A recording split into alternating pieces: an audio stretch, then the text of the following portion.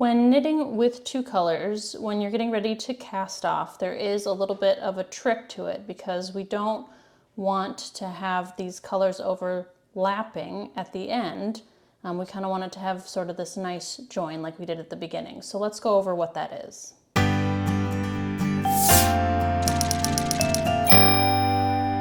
Before we start, I'd like to ask you to please support my work by subscribing to my channel and hitting like on this video.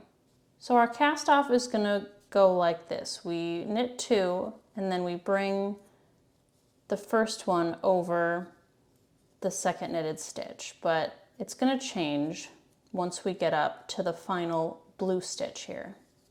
So what you want to do for this one is we're going to cross our yarn just like we were doing a regular color change, and then grab your new color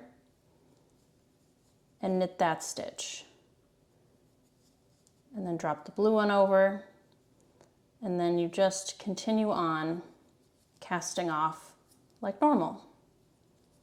And so you can see that the color changes in the correct place.